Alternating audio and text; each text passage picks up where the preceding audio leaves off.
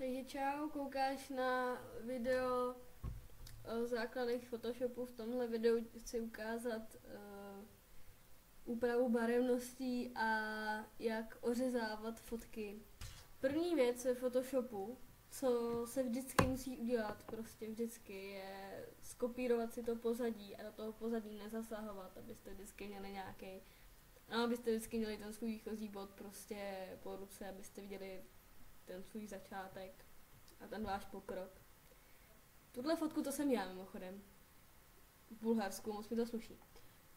První věc, co uděláme, je to, že si upravíme ten horizont, protože tady to moře jako, já vím, že dneska se děje spousta věcí, ale že by moře teklo takhle do šikma, to jsem teda ještě neviděla.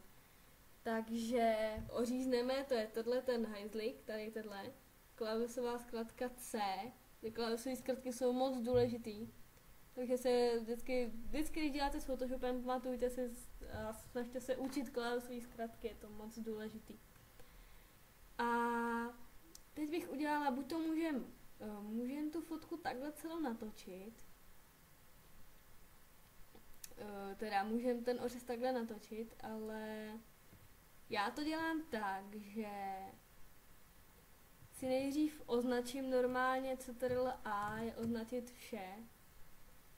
Dám si M, což je tenhle ten výběr, buď obdélníkový, eliptický, takže já si dám ten obdélníkový výběr, označím si celý ten obrázek CTRL-A, kliknu pravým a dám libovolná transformace.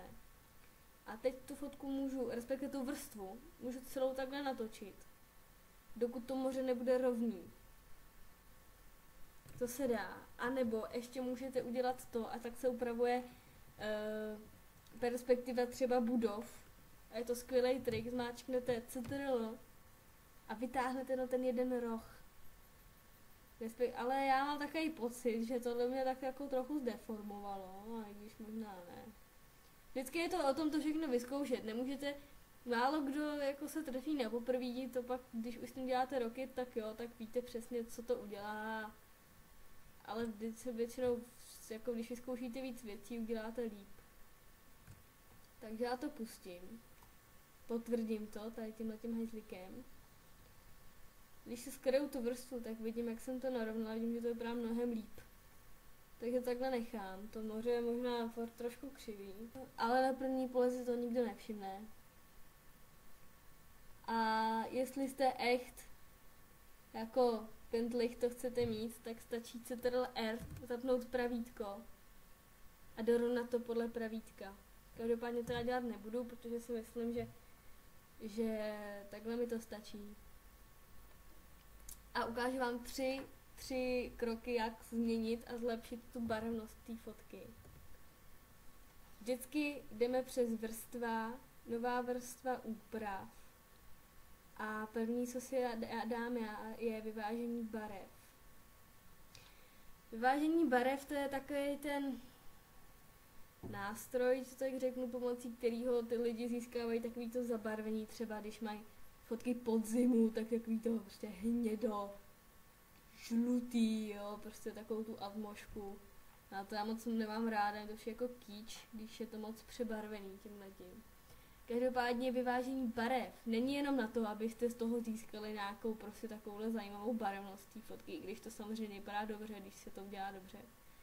Ale vyvážení barev slouží hlavně k tomu, že když děláte fotomontáž a dáte tam prostě část nějaký jiný fotky, tak ta fotka barevně neodpovídá. A právě tímhletím můžete zredukovat právě ty rozdíly v té barevnosti mezi těma dvouma jako fotkama. Takže to se používá hlavně na to. Kdybyste to někdy potřebovali, právě namontovali tam nějakou fotku, třeba tady prasečí hlavu, kdybyste takhle dali, a prostě teďka koukáte to úplně jinak, prostě barevně, tak to označíte tu hlavu a právě pomocí tohohle zredukujete ty rozdíly. Každopádně teďka to používám na celou fotku a upravím si, nejdřív dám tady stíny, podívám se, tohle je nějaký moc. Prostě upravím si to, jak se mi to líbí a jak si myslím, že by to mohlo vypadat dobře.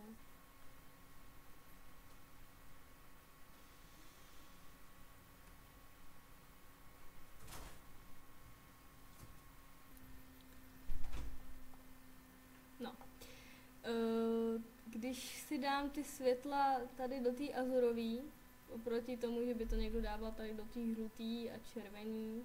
Tak to taky udělá takový zajímavý efekt. Každopádně tohle je na vás, prostě jak se vám to líbí, tak si to udělejte. Ta fotka s tím strašně získá. Tou barevností. Takže prostě jak vám se to líbí, tak si to udělejte.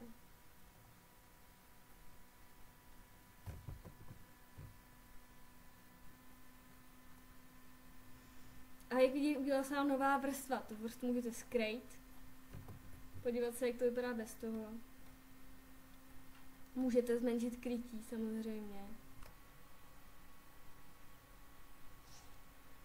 Další, co zkusím nějak s tím dělat, tak dáme úrovně.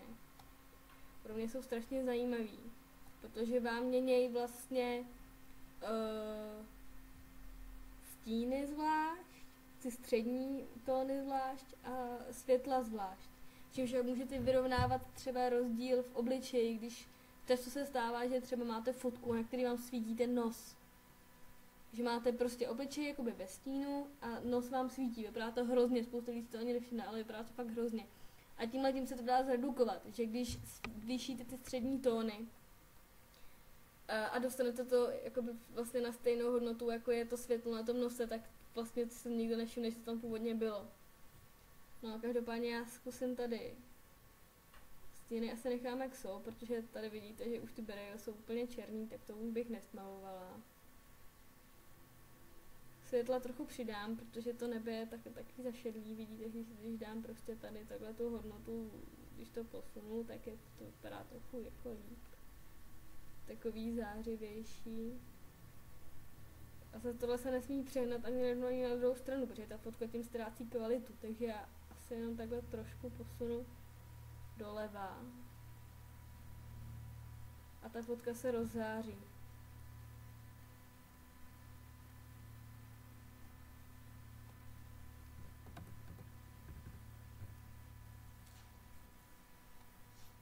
Co další můžete v této paletě použít, a já to často používám, je ta kontrast samozřejmě. Ty úrovně ani nejsou tak používaný, nebo když upravujete ty fotky, ale samozřejmě jasný kontrast, ten máte všude, ten máte i v Pikniku, v Gimpu, každý to používá, ale musíte s tím strašně opatrně, protože i tímhletím se dá strašně jako ta fotka zkazit. Můžete to přepálit, strašně to ztratí na kvalitě. A já si myslím, že tahle fotka už je dost kontrastní, takže jsem to posunula jenom takhle trošku. Tohle už je moc. Takže takhle to bude stačit. Teď vlastně, když si skryjete to pozadí, kliknete pravým na jakoukoliv tu neskrytou vrstvu a dáte sloučit viditelné, tak máte všechny ty vrstvy se sloučily do jedné a můžete to vlastně skryt takhle. Vidíte, ten rozdíl vlastně je markantní už docela. A to jsem upravovala jenom barevnost a trošku perspektivu. Co já bych teda ještě udělala? Já bych to teda ořízla. To jsme vlastně na začátku neudělali. Tak jak to oříznout? Mně se ta fotka líbí, jak je to moře jakoby široký. Já bych možná to ořízla takhle ze spodu. A vlastně změnila úplně ten formát té fotky, ale nevadí to, protože vlastně i ta fotka je tady špatně vyfocená, jak mi to vlastně seká těch kolena, to jako nevypadá moc dobře. Takže bych to dala třeba takhle. A i trošku z vrchu.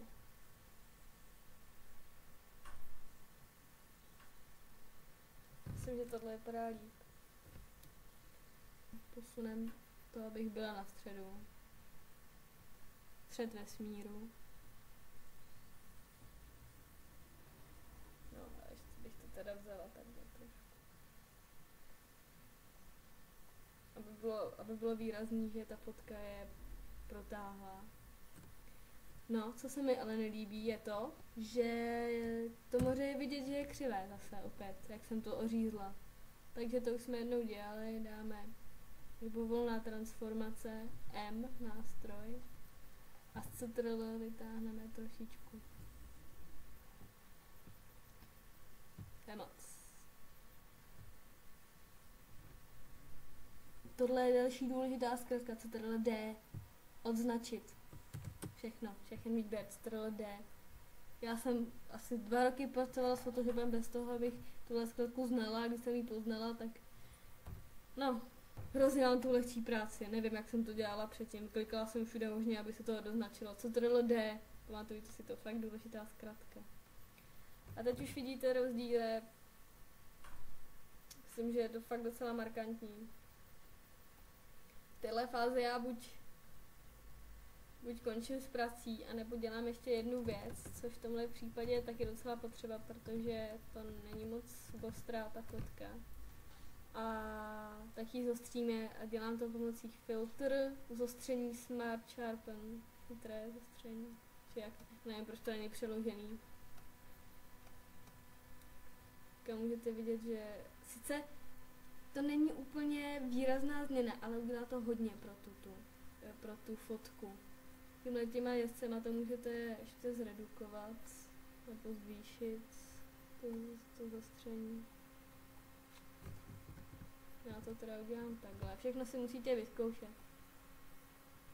Někde se nic naučit podle nějakých tabulek. Všechno prostě musíte mít zkušenosti a pak se vám to dostane do oka. Budete sami vědět, co jako je dobrý a co ne. Já myslím, že takhle jsem spokojená. Děkuju, že na mě koukáte a příště se podíváme na